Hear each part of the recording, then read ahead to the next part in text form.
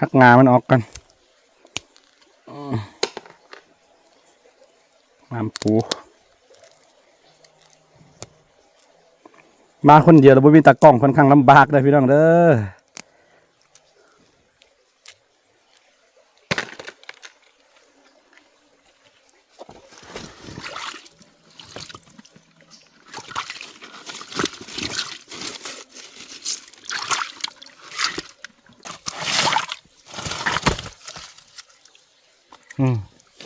ตู้นี่แซ่บเลย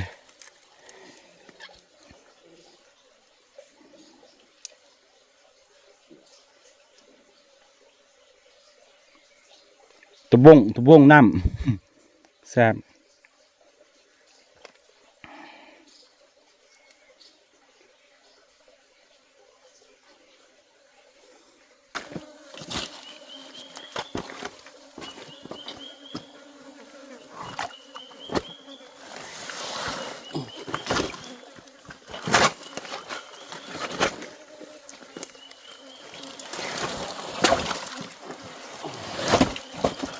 โอ้ย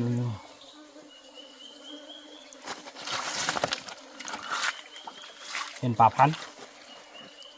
ไปทางนี้แหละ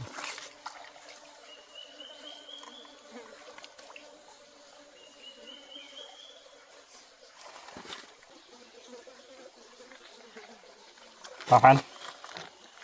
นี่ทุกคนโอ้ปูนี่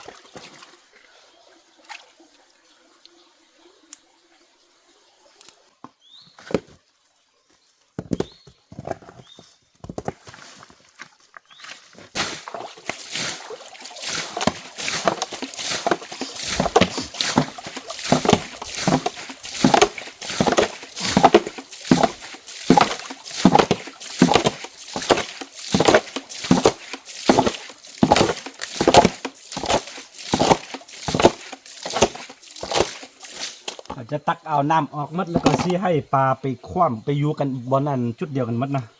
มันสิ้นจับไงนะบ่ได้เอาเส้นวิ่งบ่ได้เอามันยังมาเลย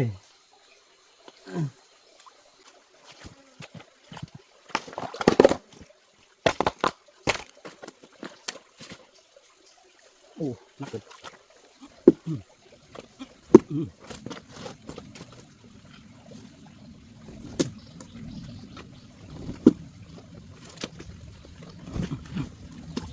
เรียบร้อยง่ายขึ้นสบายง่ายขึ้นนิดนึงเลยพี่น้องตั้งน้ำหมดเลย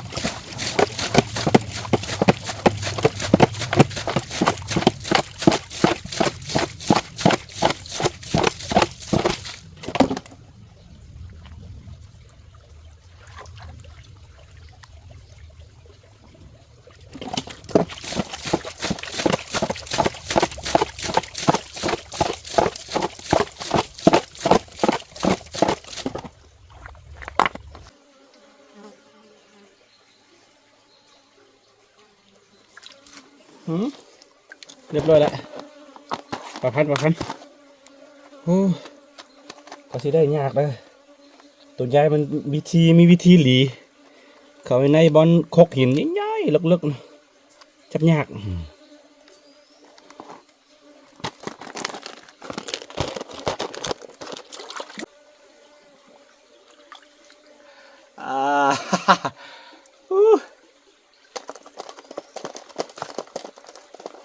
มันไปอยู่ในหูพี่น้องเลยจับยาก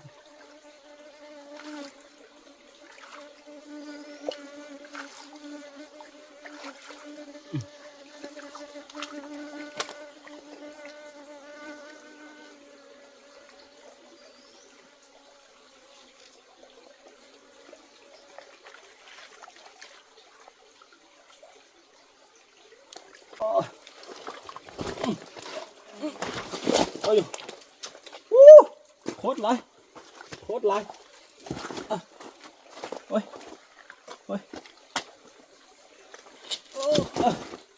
โอเคโอ้มันไปเสียมัด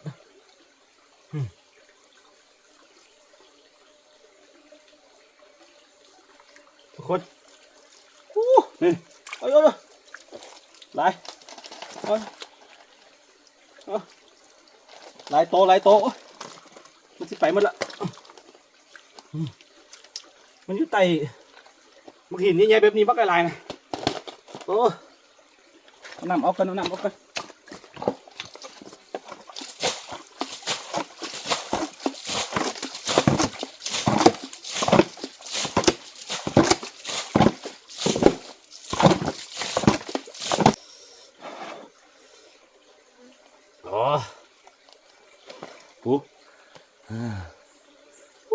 ลำบากบนมือกล่อง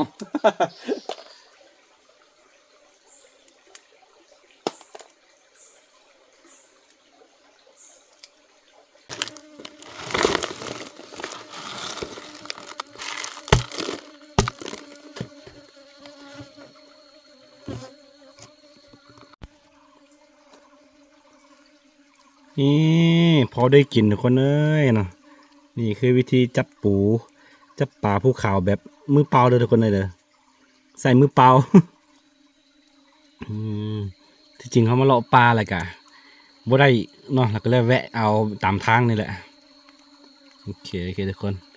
แต่ละมือเนี่ยพอได้กิน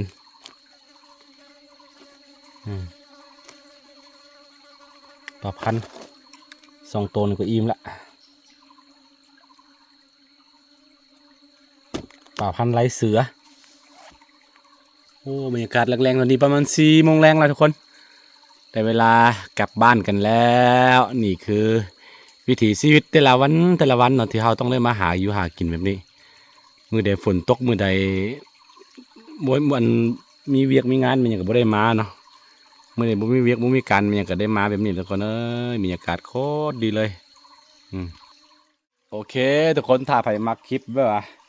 วิถีชีวิตแบบบ้านๆก็อย่าลืมเนาะกดไลค์กดติดตามช่องอาคาน้อยไว้เวลาค่อยลงคลิปเราจะได้เห็นเด้อได้ยินเสียงนกเสียงหนูโอเคไว้เจอกันในคลิปหน้าทุกคนสบายดี